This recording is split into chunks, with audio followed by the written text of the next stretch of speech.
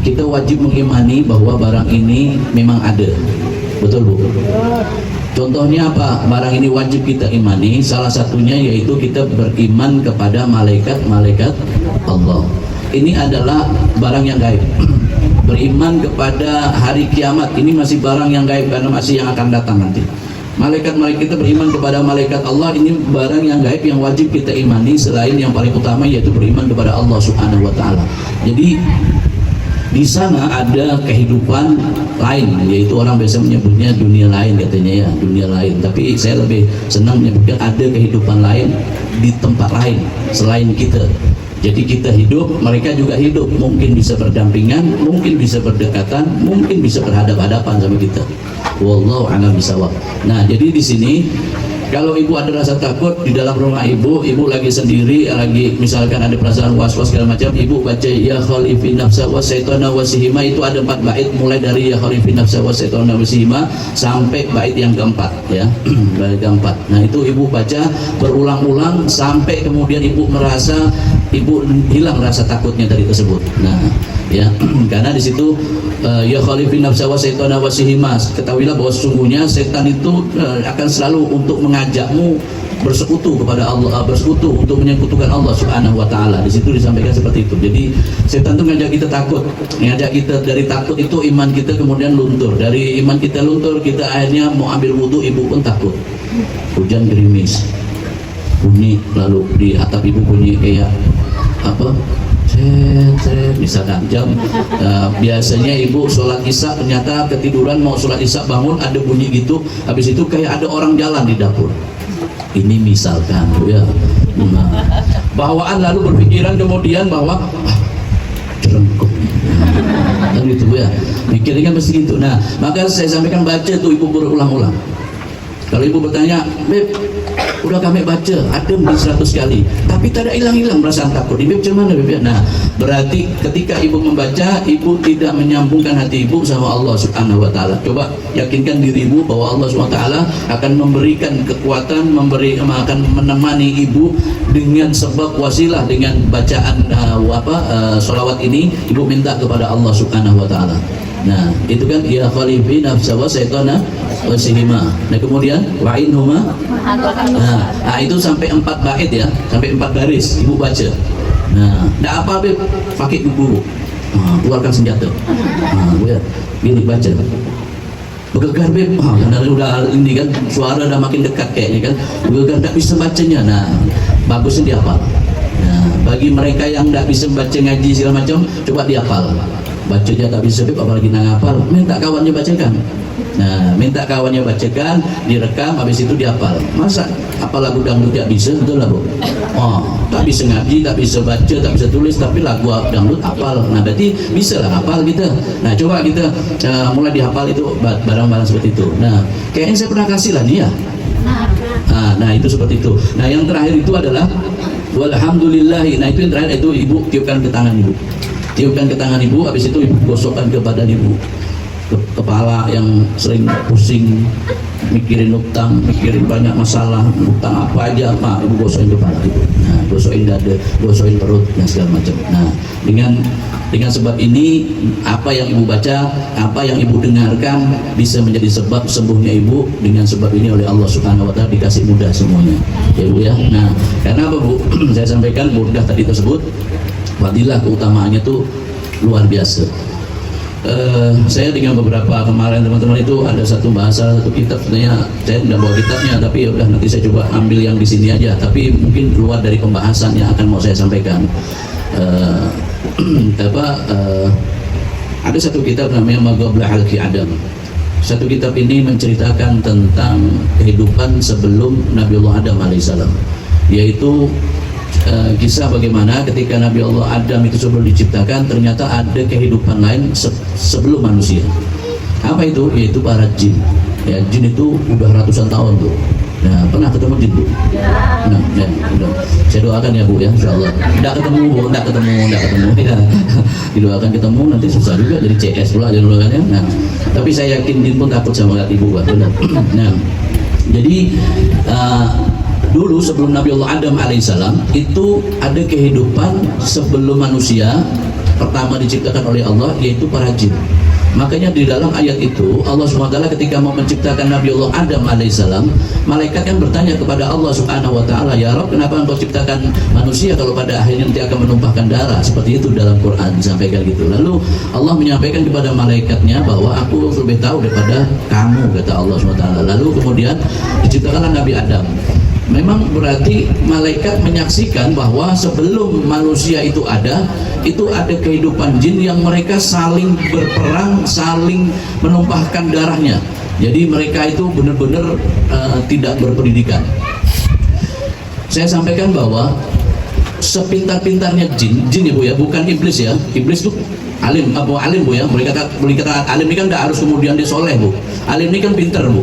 Alim ini dia pintar, bahasa Arab dia bisa. Kitab kuning mau kitab hijau, kitab merah mau kitab hitam, dia bisa. Itu iblis Bu. Ngaji bisa Bu. Nah, ngaji bisa. Nah, maka iblis itu dia pintar Bu. Beda terbalik dengan jin. Kalau jin ini dia kepintaran jin ini yang paling pintar, jin ini paling pintar adalah setara dengan manusia umur 10 tahun. Nah, jadi jin yang paling pinter itu sepinter-pinternya jin itu paling tingginya itu ada setara dengan anak umur 10 tahun. Jadi tidak begitu pintar dia. Makanya jin itu cara dia untuk ngaco orang, dia ngacak dan paling senang dia menyerupai. Menyerupai apa? Menyerupai satu binatang seperti anjing, ular, kalajengking. Kalau pertanyaannya bisakah dia menyerupai manusia? Bisa. Ya, bisa Bu. Nah, saya pernah mungkin menyampaikan kepada Ibu bagaimana kalau rumah kita kedatangan orang yang dia mungkin jin gitu. Pernah kan saya ceritakan? Nah, jadi itu bisa Ibu amalkan, silakan. Nah, kemudian saya sampaikan di sini bahwa jin sama setan dia tingkat kehidupannya juga lebih berbeda Bu. Kalau iblis itu abadi dia. Dari mulai sejak Nabi Adam, sebelum Nabi Adam diciptakan sampai nanti hari kiamat, iblis itu ada. Nah, itu iblis. Nah, jin ini umurnya sekitar 100, 200, paling ya 700 tahun lah, tidak sampai 1000 lah, tapi ya 700 ya nggak tahu, wallahu alam ya, mungkin ada yang 1000, wallahu alam. Ibu mungkin pernah melihat ada yang sampai 1000 tahun, kita kan nggak tahu ya. Itu ada yang sampai 500, 700 tahun. Nah, itu makanya kadang-kala tuh jin suka menyerupakan tadi tersebut karena identitasnya tadi tersebut sebenarnya tidak nyaman untuk dilihat. Nah, ini di tangan oleh orang-orang yang mereka jahat, maka dimanfaatkan ini hal-hal yang sifatnya tentang ilmu setan, ilmunya iblis. Iblis itu saya sampaikan tadi pinter. Dia suka mencuri dengar ketika malaikat di langit pertama itu berbicara, dia kemudian mendengar, dia turun lagi diceritakan kepada dukun lalu menyampaikan kepada pada pasiennya ini obat ini. Selama dia tidak memakai ayat-ayat Quran dan dia kemudian mujarab, berarti dia dapat dari setan. Nah, bukan dari ayat.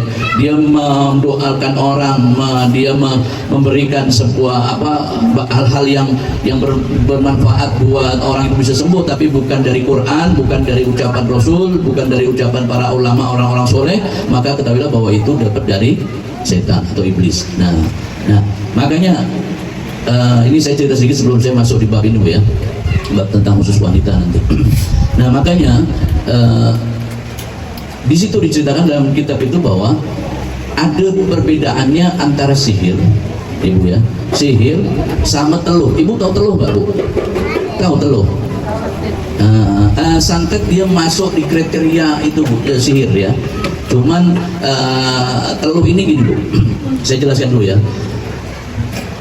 Ada sihir, ada teluh, ada ain, penyakit ain. Tiga-tiganya ini bisa mengakibatkan orang sakit. Ya, tiga-tiganya bisa mengakibatkan orang sakit. Satu sihir, dua penyakit sihir, terus teluh, terus kemudian ain. Saya kasih penjelasan dulu. Sihir adalah sesuatu metode yang digunakan oleh orang-orang yang mereka tidak beriman kepada Allah dengan medianya, yaitu barang-barang tertentu yang mengacu kepada iblis atau setan atau jin, dan kemudian media tidak nampak di pandangan kita pada saat itu bagi orang yang mereka akan terkena. Paham nggak kira-kira maksud saya ini, Bu? Bisa Bu ya, dipahami Bu ya? Nah, contoh gini Bu, saya kasih contoh sihir. Sihir itu ada foto, terus foto tuh dikasih paku, terus dikasih kulit telur, habis itu diikat. Biasanya naruhnya itu biasanya tidak mungkin di tempat seperti rumah orang yang dituju. Kalau sihir enggak, sihir lebih cenderung naruhnya kepada benda yang sudah mati, yaitu kuburan. Biasa seperti itu, taruh di situ. Nah kemudian ini tadi tapi kayaknya nggak tertarik ya Bu ya cerita gini ya, kita cari bapaknya aja dulu ya. Nah ini buat Bu, buat ilmu Ibu aja ya, Insya Allah, biar Ibu bisa bedain mana itu sihir, mana itu teluh, mana itu ain ya. Penyakit mata namanya ain itu ya. Nah sihir ini dia medianya tidak terlihat oleh orang yang mereka tuju. Kalau teluh adalah suatu perbuatan yang dilakukan yang imannya tipis, juga kemudian dia patokannya tadi karena jin atau setan. Yang ketiga yaitu medianya nampak oleh orang yang dituju atau orang yang tidak dituju. Contoh, Ibu pernah lihat bola api nggak? Ya, biasanya kalau orang-orang sini bilang namanya tuju, nggak tahu orang kita bilang apa? Panah, bolong, ya betul. Nah, itu kalau ditunjuk atau dilihat dia jatuh. Nah, itu bedanya antara teluh sama sihir. Kalau teluh dilihat orang dia langsung jatuh dan tidak berhasil, atau dia memang katakanlah ini barang sudah tidak bisa dipakai lagi, tidak akan sampai kepada tujuannya. Tapi kalau sihir Bu, Ibu mau melihat apa tidak bisa melihat, barang ini sampai, itu sihir. Nah, itu sihir. Saya beri penjelasan lagi. Nah kemudian kalau ain, penyakit ain atau penyakit mata, ini adalah disebabkan pandangan mata daripada manusia, yang mana pandangan mata itu adalah pandangan mata hasud. Nah pandangan mata hasud, dia depan kita itu bagus ya. Ini penyakit ain biasa sering terjadi di masyarakat seperti itu. Depan kita itu baik, tersenyum, tapi pandangannya penuh kebencian ya.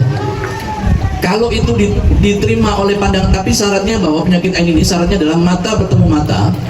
Orang yang dipandang tadi dengan penuh kebencian, dia tidak kuat, kata orang tua dulu, semangatnya tidak bagus, maka dia akan kalah dengan tadi tersebut, sehingga mengakibatkan lalu kemudian dia badannya lemes, nafsu makan berkurang, makan tak mau, diperiksa ke dokter tidak ada apa-apa. Nah seperti itu pokoknya Bu, dicek darah segala macam normal, dicek semua normal, disuruh makan tidak makan, tapi badan makin kurus. Kalau itu ain yang paling ringan, itu ringan Bu. Yang sedang itu ketika dia sudah terbaring tapi dia masih mau makan, itu sedang. Yang parah itu adalah dia sudah setengah stroke. Ini ain bisa mengakibatkan seperti itu Bu. Ain setengah stroke badan kita, lalu kemudian dari setengah stroke itu keluar darah lewat mulut atau hidung atau telinga atau mata kita. Nah ini sudah parah. Tenggorokan terasa panas. Nah, ini ain yang sudah parah Bu. Nah, makanya saya sampaikan kepada Ibu, burdah ini Masya Allah, dia bisa menjadi obat buat kita.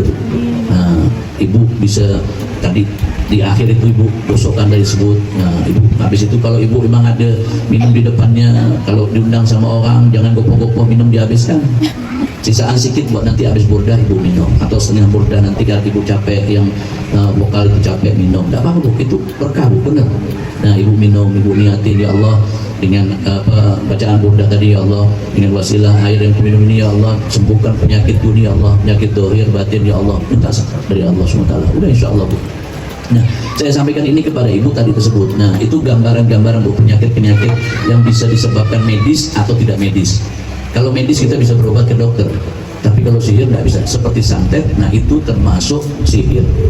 Bagaimana santet itu bahkan ada orang ya, dia misalkan gini, dia nyucuk foto atau nyucuk, dia buat boneka gitu Bu ya, dari tanah.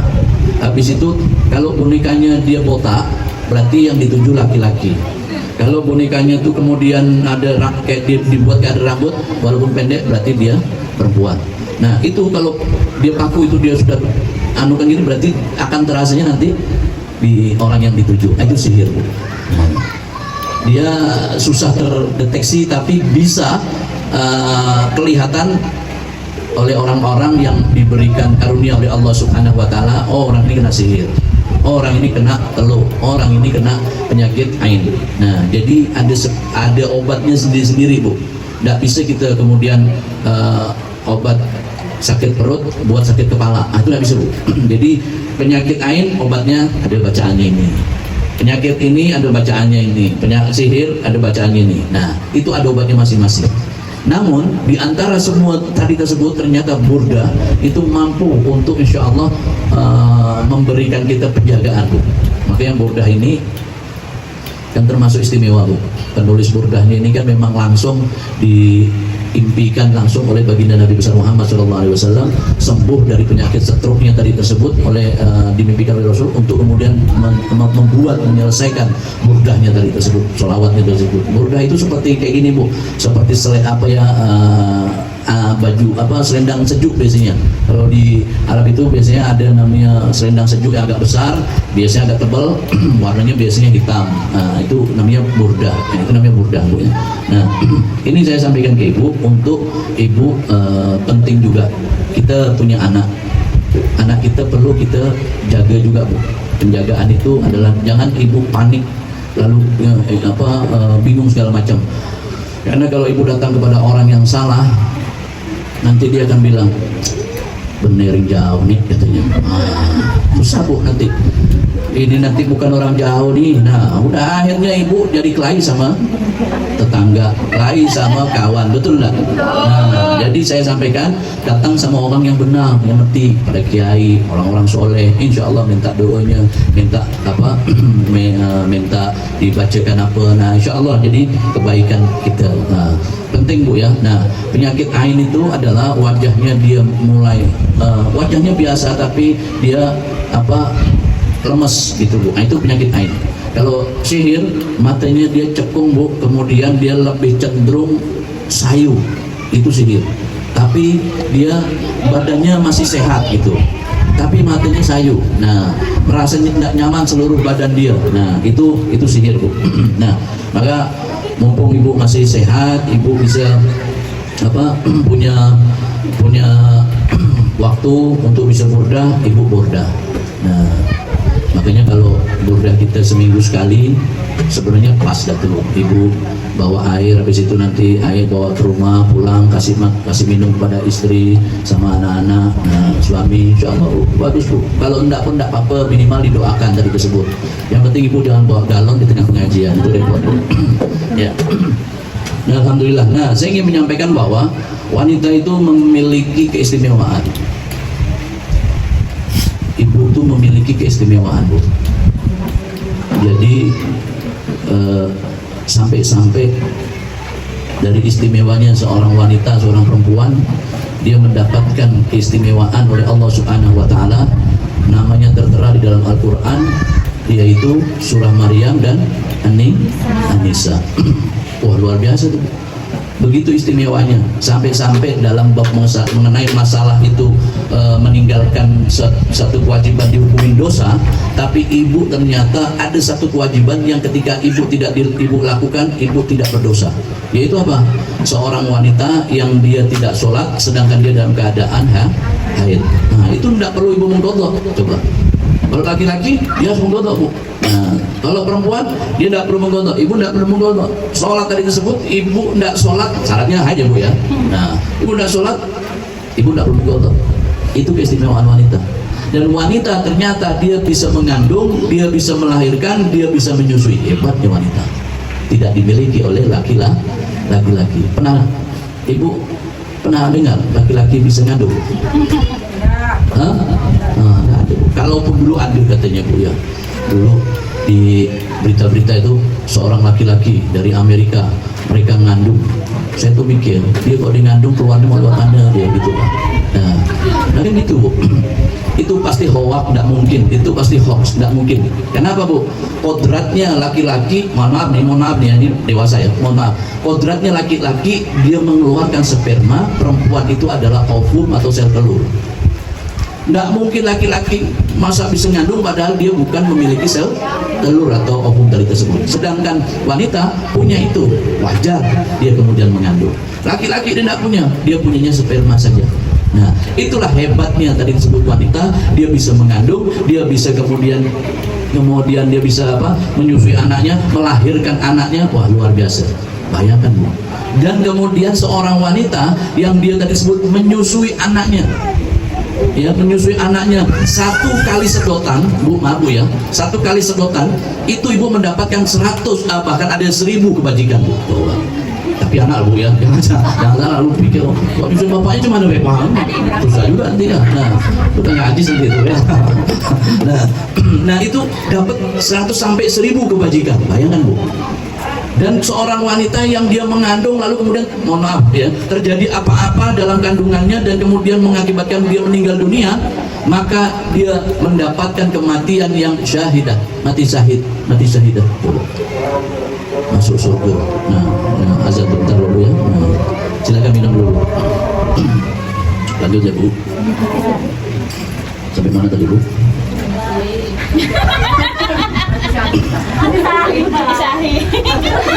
Itu dia.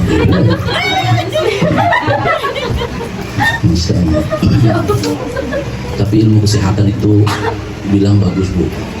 Nah, seorang ibu menyusui anaknya tuh bagus, bagus Bu, benar.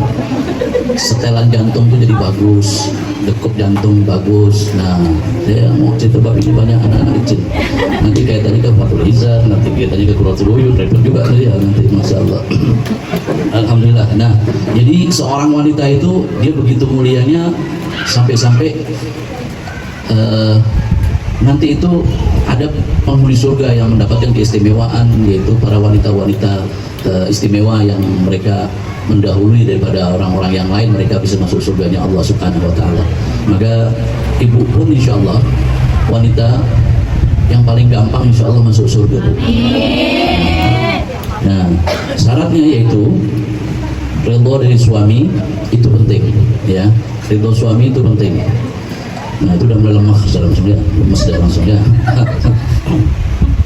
Tapi memang seperti itu Bu. Jadi disampaikan bahwa di sini bayan fadli sholatil mar'ati fi baitiha wa fi anaha. Jadi di sini sholat, keutamaan sholat di rumah ya.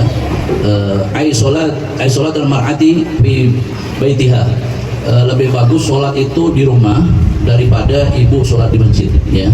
Qala Rasulullah sallallahu alaihi wasallam, disampaikan oleh baginda Nabi besar Muhammad sallallahu alaihi wasallam bahwa aqrabu ma takunul mar'atu min wajhi rabbiha idza kanat fi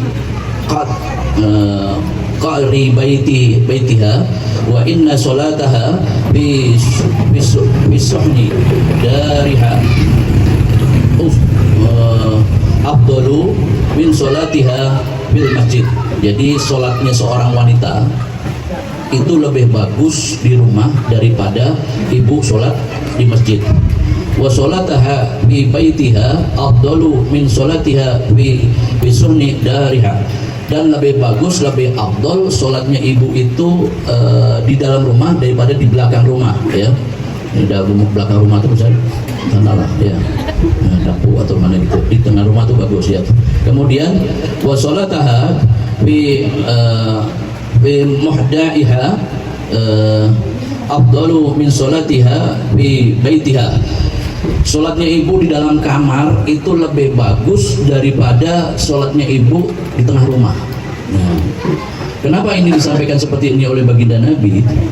Karena memang ini sangat penting seorang wanita untuk menjaga dirinya dengan baik. Dalam bab sholat antara dia dan Allah saja, dia menjaga dirinya dengan baik. Kita bicara fikih kontemporer sekarang, fikih modern, ya. Bagaimana seorang istri yang dia harus bekerja? Kan itu jadi pertanyaan, Bu, betul ya, Bu? Bagaimana seorang istri yang harus bekerja? Atau seorang istri yang misalkan dia janda, dia harus memberikan nafkah kepada anak-anaknya. Jadi dia harus keluar rumah untuk melakukan aktivitas yang sifatnya nanti mendapatkan rezeki, dan rezeki itu kemudian diberikan kepada anak-anaknya. Maka ini termasuk dibolehkan selama dia bisa menjaga akhlak dan adabnya serta menutup dirinya dengan baik, menutup hati dan dirinya dengan baik. Contoh, Ibu ya, saya pernah bahas kepada Ibu mengenai jilbab. Jilbab itu di dalam ayat Quran itu jelas penjelasannya, ya. Itu untuk menutup seluruh badan, tapi sebenarnya bukan itu yang ditujukan sebenarnya dalam bentuk fisik. Ibu berjilbab itu bukan, tapi memang menutupi itu harus, Bu ya. Secara tekstual menutupi memang harus, tapi kemudian ibu juga menutupin hati ibu itu jauh lebih baik, ya. Seorang wanita yang dia mampu akhlaknya baik, budi pekertinya baik, kemudian dia berhijab, dia berhijab, itu maka akan lebih indah dilihat oleh Allah Subhanahu wa Ta'ala, dilihat oleh pandangan oleh suaminya itu lebih baik. Nah, hijab dan jilbab kita pernah jelaskan kepada Ibu beberapa lama sudah, itu kita pernah beri penjelasan. Kalau hijab itu adalah menutup, di Qurannya itu kan bahasanya hijab itu menutup dari kepala kita, ujung kepala sampai menutup dada. Nah, ini ada di zaman sekarang kerudungnya ini ngepres, Bu, atau ngepres, Bu, ketat kerudungnya, model kaos. Pernah lihat, Bu? Kerudung model kaos, udah gitu tidak ditutupkan di depannya, tapi diputar di leher. Ada gitu? Ada, tapi di sini tidak ada lah, insya Allah ya. Diputar di leher, udah gitu dia pakai kaos ketat lagi, Bu. Itunya kelihatan, gitu maksudnya, bentuknya tuh kelihatan, maka itu tidak dibolehkan. Itu maksudnya dalam agama hal yang seperti ini tidak dibolehkan. Walaupun dia menutup auratnya seakan menutup aurat, tapi disebutkan inilah seperti orang yang telanjang. Bukan berarti kemudian kami anti dengan orang yang kemudian ketat menutup kerudung lalu diputar di leher, anti seperti itu, enggak, Bu, bukan. Enggak pakai kerudung pun enggak ada masalah, silakan, Bu. Kalau itu ya, Bu ya, mereka punya pendapat sendiri karena bahwa kerudung itu bukan sesuatu yang wajib. Sebagian orang menyampaikan seperti itu, ya silakan, tidak masalah, Bu.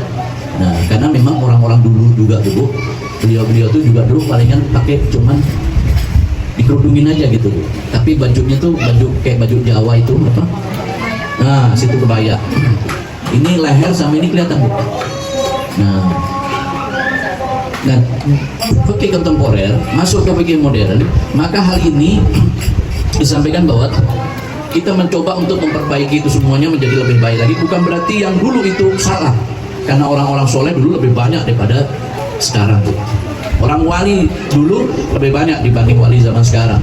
Nah, kalau dulu kan wali benar-benar luar biasa. Sekarang ini banyak orang yang ngaku jadi, itu banyak merampok jadi walinya kan. Nah. Kemudian wanita tadi tersebut dia punya keistimewaan luar biasa, sehingga kemudian dia mendapatkan karunia dari Allah. Dia mudah untuk masuk surganya Allah ketika dia mampu menjaga dirinya dengan baik, misalkan dalam hal pakaian, perbuatan, dan kemudian dia berkata dengan ucapan yang santun. Seorang wanita kalau dia sholat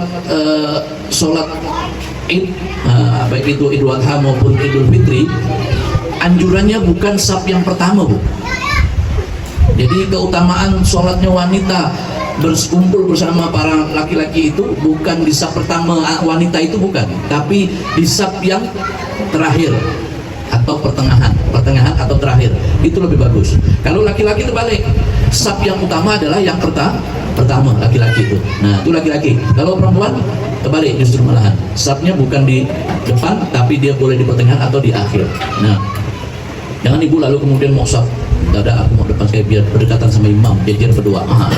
Tidak seperti itu, tapi di belakang ibu tidak perlu ibu, nih soalnya kerudung saya baru nih soalnya, rukuk saya baru nih, apa mau kena saya baru. Nah, sajadah saya pun udah sampai ke Masjidil Haram 4 kali. Iya tahu. Nah, tapi tidak perlu kita sampai gitu-gitu benar ya, karena takut apa yang kita lakukan manfaat, tidak ada mendapatkan manfaat. Nah, jadi ibu itu adalah seorang wanita yang dijamin masuk surga, koma bu ya, dijamin masuk surga selama ibu tadi tersebut insya Allah mendapatkan redha. Ibu mencari redha suami karena Allah. Nah, contoh Beb, bagaimana menghadapi seorang suami yang dia tidak bisa diatur? Contoh, dia selalu berperilaku kasar, selalu mukul istrinya. Nah, ini kembali kita ke fikih. Kita lihat bab ini bisa mengakibatkan orang itu talak. Talak itu adalah ucapan perpisahan, dan talak itu dibagi 3. Talak pertama, talak kedua itu namanya talak ruj'i, yaitu talak yang bisa balik lagi kepada suaminya, atau talak rujuk, bisa rujuk. Bagaimana cara rujuknya? Rujuknya seorang suami kepada istrinya, yaitu bisa dengan ucapan saya kembali kepadamu, atau bisa juga mungkin dengan perbuatan, royongan malam berdua gitu maksudnya ya, ibu sama laki ibu, misalkan pagi ditalak ya, kita kan ini ilmu ya, bukan berarti kita mengingat talak, enggak. Pagi ditalak sama suami, habis itu kemudian malamnya istrinya digauli. Nah, ini termasuk rujuk secara bil amal, secara perbuatan. Ada rujuk secara bil lisan dengan ucapan, tapi rujuk tidak bisa diucapkan dalam hati, tidak bisa, dia harus dengan perbuatan atau dengan lisan. Nah, jadi seperti itu. Itu talak pertama, talak kedua namanya rujuk. Talak rujuk, bisa rujuk. Yang ketiga, kalau dia talaknya sudah 3 kali lebih, nah ini namanya talak bain. Talak bain ini seorang wanita tidak dibolehkan untuk kembali kepada suaminya demi menjaga harga diri. Hebatnya Islam seperti itu. Tidak bisa. Islam melarang seorang istri yang dia sudah ditalak bain untuk kembali kepada suaminya. Kenapa? Islam ingin menjaga harga diri seorang wanita, seorang istri, agar dia punya harga diri. Lalu kemudian bagaimana proses? Tapi saya masih cinta Beb sama laki aku, walaupun kadang-kadang laki aku ngeselin, tapi aku sayang sama dia. Nah, ya tapi kau talak 3 gimana? Nah, maka kemudian perempuan ini dia harus menikah dulu dengan laki-laki lain. Tidak boleh dengan sandiwara. Tidak boleh dengan sandiwara, Bu. Mahalil wa muhallilah itu tidak boleh, sama Allah SWT, sama Rasulullah tidak dibolehkan. Kalau itu sandiwara, kan kadang-kadang banyak tuh mereka tuh jasa mahalil, menikahkan istrinya dengan siapa, dengan kawannya atau siapa, hanya supaya kemudian dicerai. Nanti kok cerai ya, istri aku dicerai misalkan 1 minggu atau 2 minggu. Nah, setelah itu disiapin tempatnya dia tidur, tempat hotelnya. Kadang-kadang ada tuh Bu, jasa-jasa seperti itu ada tuh, konyol-konyol tuh kadang-kadang tuh kan, ya degil-degil lah gitu kadang-kadang tuh kan ya. Nah, itu tidak dibolehkan Bu, seperti itu, karena pernikahan tidak boleh dengan sandiwara. Nah, makanya mahalil dia dibolehkan ketika dia sudah menikah dengan laki-laki yang bukan suaminya dulu, dia menikah lagi, ternyata dia lihat kayak motifnya beda yang ini misalkan ya. Nah, kok cocok aku, kok nggak bisa dipisahkan dulu. Suami tadi tersebut, suami baru pun merasa nyaman, nggak bakal aku pisah. Nah, ini dibolehkan, dia menikah terus. Banyak para ulama-ulama begitu Bu. Beliau kemudian orang misalkan ini menikah, kemudian dinikahin oleh ulama, para kiai banyak di Jawa Timur, Jawa Tengah tuh banyak tuh. Beliau menikahinya gitu karena merasa kasihan dinikahi. Tapi ternyata tidak mau, ketika mau dilepas saja tidak mau, dan kiainya pun memang tidak ingin menelantarkan tadi tersebut. Nah, makanya saya sering bilang Bu, kemajuan bapak-bapak itu Bu ya, jangan kau nak iya sama bini kamu. Begitu dapat motif baru, lepas kau, sakit kau, saya bilang. Nah ya, maka saya sampaikan kepada ibu, jadilah wanita yang baik, yang bagus, yang berakhlak mulia, berakhlak bagus. Ada kadang-kadang tuh ucapan begini Bu, kalau bikin status di WA, bikin status di Facebook, bikin status di Twitter, Instagram, dia terus gini, aku memang tidak secantik Khadijah. Dia memang ibu udah cantik Khadijah. akhlak aku tidak sebagus dengan Fatimah. Yang sama siapa? Jauh gitu tuh. Betul lah Bu? Nggak usah membanding-bandingkan. Beliau-beliau tuh hebat. Nggak usah cari pembanding seperti itu. Kita bandingkan sama ibu kita sendiri yang belum tentu kita sama. Apalagi bandingannya tuh Siti Khadijah, Siti Fatimah diajak pembandingnya. Aku memang tidak secantik Khadijah, aku juga tidak sebagus akhlaknya seperti Siti Fatimah. Tapi tolong jangan perlakukan aku seperti ini. Kan biasa ada status-status gitu tuh Bu. Nah, lewat status gini, bunyi gini. Nah, orang gini bisa lagi galau, dia lagi pening balak tuh, dia nulis status gitu tuh ya. Nah, dosa status gitu tuh Bu, diketawain orang. Kalau orang itu ngerti ilmu tuh diketawain orang Bu. Memang kau bukan, kau siapa? Ya, beliau-beliau tuh orang yang dijamin masuk surga. Oh kita belum ini ya, mudah-mudahan insya Allah kita semua surga ya. Nah, jadi seperti itu Bu. Nah, saya sampaikan bahwa kemudian talak dari tersebut Bu, bain itu tidak boleh buat main-main Bu. Maka saya sering bilang, misalkan ada seorang laki-laki, seorang suami, dia bilang sama istrinya gini, "Woi, karena lagi marah kan? Woi, apa?" Kata istrinya kan, "Aku pokoknya kalau lihat kau misalkan kau dibonceng sama orang yang bukan muhrimnya, catok talak aku kau." Nah ini Bu, ucapan seperti ini, subhanallah, ibu lupa, ibu dibonceng orang yang bukan muhrimnya ibu, jatuh talak Bu. Maka talak itu tidak boleh dibuat main-main. Kalau kita lihat sebenarnya di masyarakat itu banyak sudah itu terjadi talak lebih daripada 3.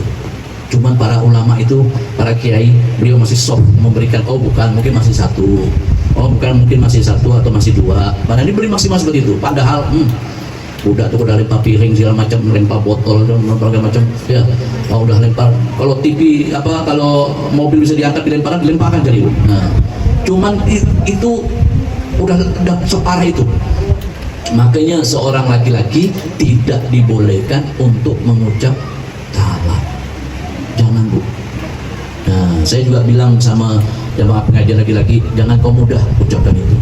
Nanti kau nyesal tidak ada gunanya. Kau punya bini, habis itu kau talak 3, bini kau lupa kawin sama kawan kau seorang, kau pening pala kau. Nah, jangan. Nah, jadi jangan seperti itu. Nah, ini dalam bab seperti ini Bu. Sekarang lebih cenderung, misalkan saya bicara bagi kontemporer tadi mengenai masalah sholat. Seorang istri, seorang wanita, kadang-kala dia tuh saking semangatnya sholat berjamaah, dia pergi ke masjid tuh tanpa daripada izin suaminya. Nanti kalau ditanya ngapa keluar enggak pamit sama, ini kan untuk Allah, enggak perlu pamit aku sama kau. Ini yang bisa mengakibatkan keributan dalam rumah tangga. Nah, jangan. Maka abdulnya seorang istri, seorang wanita, dia sholatnya di rumahnya. Bagaimana seorang istri yang dia harus menghidupi anak-anaknya, bernafkah kepada anaknya, yang dia bekerja segala macam, dibolehkan, silakan. Yang penting dia mampu menjaga dirinya dengan baik, mampu menjaga akhlaknya dengan baik, mampu menjaga tutur katanya dengan baik. Orang cantik itu bukan karena wajahnya yang indah. Orang yang cantik bukan karena wajahnya penuh dengan kosmetik mahal, tapi orang yang cantik karena tutur katanya baik, akhlaknya baik, ibadahnya bagus, budi pekertinya bagus, santun, dan hati yang baik. Ini wanita yang cantik. Nah, ibu tidak usah sedih, karena nanti di surga ibu menjadi wanita yang paling cantik di depan laki ibu. Itu seorang wanita yang dia masuk surga, kecantikannya mengalahkan para bidadari di surga. Karena nanti kan banyak bidadari itu, ibu tuh dibanding bidadari itu tidak ada apa-apanya dibanding ibu kalau masuk surga. Nah, tapi saya doain masuk surga ada semuanya. Kalah semua bidadari itu dengan kecantikan wanita di dunia yang mereka beriman kepada Allah, mereka mencari ridho suami karena Allah SWT, maka kecantikannya itu memancarkan cahaya. Dan orang yang suka, seorang wanita yang suka menjaga air wudhu, ibu punya kebiasaan jaga air wudhu. Walaupun mau tidur, ibu wudhu. Tapi nanti kadang laki aku tuh suka ini macam sapi perangus gitu misalkan Bu ya. Nggak apa-apa, batal di situ nggak ada masalah Bu. Toh batal di situ juga batalnya menjadi ibadah. Seorang suami menggenggam tangan istrinya karena Allah dapat pahala. Seorang suami memeluk istrinya karena Allah dapat pahala. Seorang suami menjumbu istrinya dapat pahala. Seorang suami itulah sama istrinya dapat pahala. Nah, sampai mandinya seorang istri dan seorang suami tadi tersebut mendapatkan ganjaran pahala ketika dia mandi duduknya tadi tersebut, mandi besarnya itu satu tetesnya satu pahala. Bisa tuh kita ngitung ini Bu? Nah, nggak bisa kita mandi banyak berapa gayung, berapa tetes sudah satu tetes itu satu pahala. Bayangkan, maka sering-seringlah mandi wajib Bu. Nah, ya. Bagi yang punya suami ya, atau yang belum menikah ya tahan-tahan dulu lah ya. Nah seperti itu. Nah jangan nanti setelah balik pengajian lalu bilang sama mak aku mau kawin mak, repot juga ya. Nah jadi ini Allah berikan ganjaran berkah. Nah saya menukil sedikit tentang tadi beberapa kitab tentang Fathul Izar, tentang Qurratul Uyun, karena maaf Bu ya, ibu-ibu ini kadang-kadang Bu, teori memang mungkin ibu lihai luar biasa, tapi kadang-kadang teori sama tentang yang ada di kitab ini kadang-kadang nyeleneh ya. Tidak dibolehkan seorang suami istri berhubungan dengan posisi terbuka. Tahu terbuka Bu? Ibu tempat tidur, laki-laki tempat tidur, bapak suami ibu tempat tidur. Habis itu tidak ada penutup. Tak sarung ke, tak selimut ke, taplak meja ke, karpet ke. Nah, tidak ada penutupnya. Main polos-polosnya. Ini tidak boleh Bu seperti ini. Nah, tidak boleh seperti ini. Bahkan dihukumin sebenarnya makruh. Tapi kalau saya sebenarnya bukan masalah makruh atau tidak, tapi ini etika kita tak bagus. Udah gitu terputar-putar sampai dari putar sana putar sini macam kipas angin udah tercoba. Nah ini disampaikan bahwa dianjurkan seorang istri dia bersolek untuk suaminya di yaumil Jum'ah, di malam Jumat, atau yaumil Isnin, atau malam Senin. Nah ibu kan taunya cuma malam Jumat ya. Nah ini malam Senin juga bagus Bu ya, malam Jumat, malam Senin ya. Nah ibu berdandan yang rapi. Kalau ibu ada dupa, itu saya Sayyidatuna Aisyah, beliau itu kalau Rasulullah mau datang, beliau sudah rapi dengan mandi bersih segala macam. Itu beliau mengukup itu apa ya? Bahasanya apa ya ukup itu? Ya, dikasih asap-asap Bu. Nah, jadi beliau itu setengah jongkok, di bawahnya dikasih asap-asap.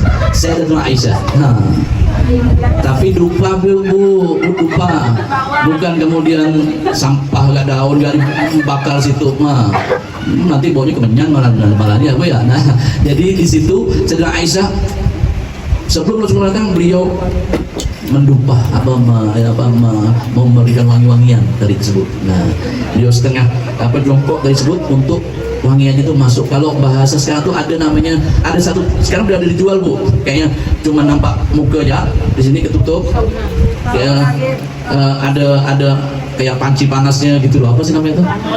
Kayak betangas. Nah kayak betangas itu Bu. Nah itu wangi.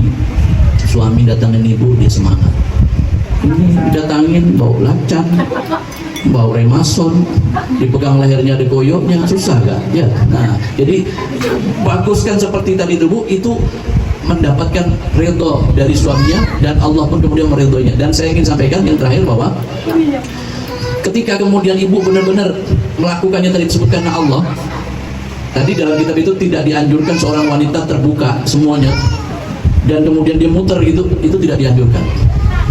Ya, tapi ketika tangan suami dia menggandeng, memegang, memeluk, itu sebenarnya tidak pas juga seksi, tapi ibu itu penting juga, ibu perlu tahu, karena di situ ada hal-hal yang berkaitan mengenai ilmu. Karena kalau tidak ilmu tidak mungkin ada ditulis kitab oleh para ulama, karena Rasulullah melakukannya seperti itu. Ya, jadi pokoknya kalau ibu sesuatu yang baik ibu kerjakan, yang ibu merasa tak bagus dosa ibu lakukan. Nah, melakukan doa di saat mencumbu seorang istri, suami istri berdoa, Allahumma jannibna syaiton wajannibna syaiton ma razaqtana. Setelah itu apa ya bahasanya, masih bahasanya halus gimana ya, seorang suami yang dia mulai maafkan mengeksekusi dianjurkan untuk mengucapkan basmalah. Itu memang anjuran seperti itu Bu. Supaya apa? Anak yang lahir apabila diberi keturunan oleh Allah, anak yang lahir menjadi anak yang taat berbakti kepada orang tua dan kemudian menjadi anak yang soleh atau solehah. menjadi anak yang beriman kepada Allah Subhanahu wa taala. Itu penjagaan pertama, Islam sudah mengajarkan seperti itu. Dan ternyata seorang wanita yang memiliki keunggulan, yaitu dengan cara-cara yang paling mudah ibu bisa masuk surganya Allah, yaitu dengan cara-cara bisa mendapatkan keridhaan daripada suaminya karena Allah Subhanahu wa taala. Apa yang saya sampaikan ini semoga insya Allah jadi manfaat, Bu. Dan nanti insya Allah detail-detailnya insya Allah nanti kita akan sampaikan ke ibu. Kadang-kadang begini, Bu, ilmu yang disampaikan oleh suami ibu yang mungkin dapat dari saya, dapat dari majelis, dapat itu suami ibu nyampaikan, tapi ibu bilang, ah kau tahu apa, enggak merangkut kau tuh, nah aku enggak dengar langsung dari Habib, nah misalnya enggak dengar langsung, nah itu jadi susah. Padahal mungkin dia menyampaikan hal yang baik. Nah maka kalau itu baik, ambillah. Nah kalau itu tak baik, ya ibu tinggalkan. Nah maka saya hanya ingin mengajak kepada ibu mulai dari sekarang, ayo kita bisa menjadi orang yang baik, menjadi wanita yang baik, sehingga kemudian dari kebaikan ibu kemudian mendapatkan kebaikan di hadapan Allah Subhanahu wa taala, sehingga di akhir hayat kita pun mati dalam keadaan baik dan ditempatkan oleh Allah bersama orang-orang baik. Allahumma ja'alna minas su'ada'i maqbulin wa la taj'alna minal asqiya'i mardudin. Rabbana innana amana faghfir lana dzunubana wa qina adzabannar. Rabbi fa'anfa'na bi barakatihim wa hdina al-husna bi hurmatihim wa aminna bi tariqatihim wal mu'afatin minal bidani. Wa sallallahu alaihi wasallam Muhammadin wa alihi wasallam. Walhamdulillahirabbil alamin. Ini saja yang bisa saya sampaikan. Mohon maaf lahir dan batin. Wallahu muwaffiq ila aqwamit thoriq. Assalamualaikum warahmatullahi wabarakatuh.